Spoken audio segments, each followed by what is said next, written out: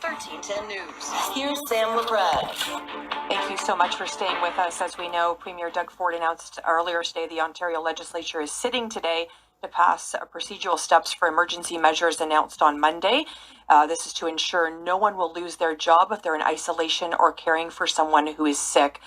We wanted to inspire you today, and Amy Friesen is joining me now to do just that. Hello, Amy. Hi, Sam. How are you? I'm good. You were an Ottawa Angel before all of this happened, and of course, you've got a group called Ottawa Angels, and you're working with and founding an organization called Tea and Toast.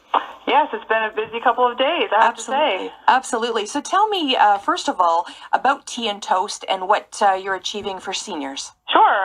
So Tea and Toast, we help folks who are looking for retirement living. We educate people on the differences between retirement living and nursing homes, and we do consulting work as well. Right now, because the retirement homes aren't accepting clients for a lot of move-ins, only about 30% of the homes are. We're helping to figure out which homes those are, and we're doing virtual tours because there's a lot of people in hospital currently that need to be discharged, but they need to go to a retirement home because they need the care. So it's about keeping up to date with what's happening currently right now to get people from hospital to somewhere safe. It really is. I mean, this is certainly an angle I wanted to cover today because when I chatted with you earlier in the week, once again, that feels like about a billion years ago. Mm-hmm. But I really wanted to make sure that we covered this angle because I don't think people understand that, this is what's happening. And you also got another group together called Ottawa Angels. Tell me about that.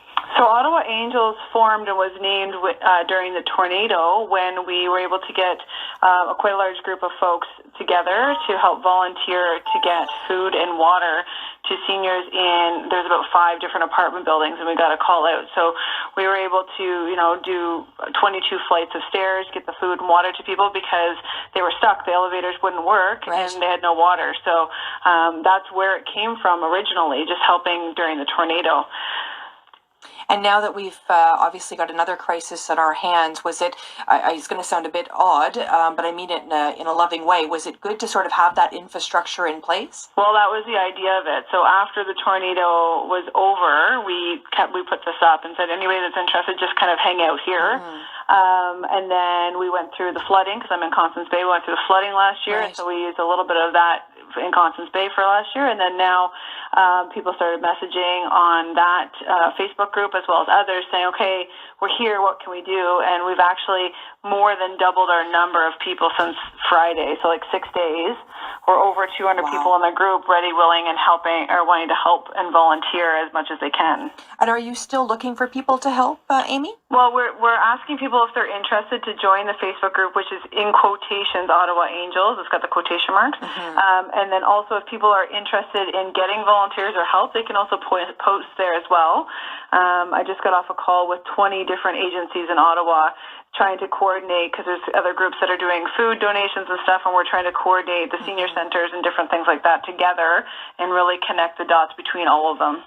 What is the reaction to people you're helping?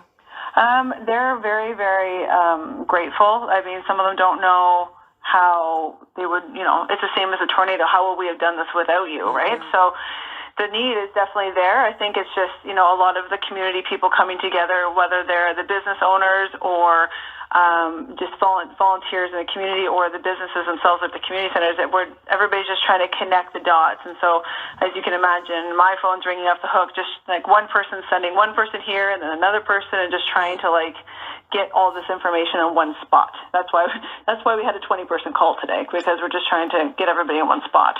Who are some of the other partners, Amy, that you had on the call today? We're working with, everybody, but on the call there was various community centers, mm-hmm, just outreach folks. There was a couple of MPs, so it's just kind of a spread of everybody, wow, to see where they can help. I guess our biggest fear, my biggest fear is that someone's going to fall through the cracks. And is that yours as well? That's always mine, actually. And it's just something, because of what I do as a business, that's something we see all the time. Even when I started with Tea and Toast, there's a lot of folks that can't afford retirement living, and then what happens, right? So we've always been piecing things together for people, trying to get them the resources. So even in an emergency situation, it's impossible to know where all these people are, but that's why it's important to bring the community centers together as well, because they have their own lists and their own clientele, and even the folks, like when we work with the Good Companions and do Santa for Seniors in November, that's for 400 isolated seniors in that catchment that we get gifts to, right? So they have this access to people. Right. Let me ask you this. We're in the middle of this. I mean, we don't know the end to this. There's a lot of hope in this city, and the help you're giving provides a lot of hope to a lot of people. My concern is the help that the helpers are going to need eventually. Are you taking care of yourself, Amy Friesen? I want to say yes, but probably not as well as we could. I think that it happens with the caregivers in general, right? And it's like, it's hard. I'm a little bit more on top of it because I know what caregiver burnout looks like, and I know what my anxiety is myself. So within reason, yes, but we also, my husband's working from home, and we have our 2-year-old here too. So trying to keep my small business afloat with my employees and my husband and my child, plus the Ottawa Angels volunteering, it's a lot. But I don't know any other way to do things. I think that, if there's a need, then I'm going to help as much as possible. And that's why we adore you. Thank you. Amy Friesen, Ottawa Angels, as well as the founder of Tea and Toast. I am so grateful to you, and we do encourage people to visit that Facebook page as well to reach out whether you're looking to help or looking for help.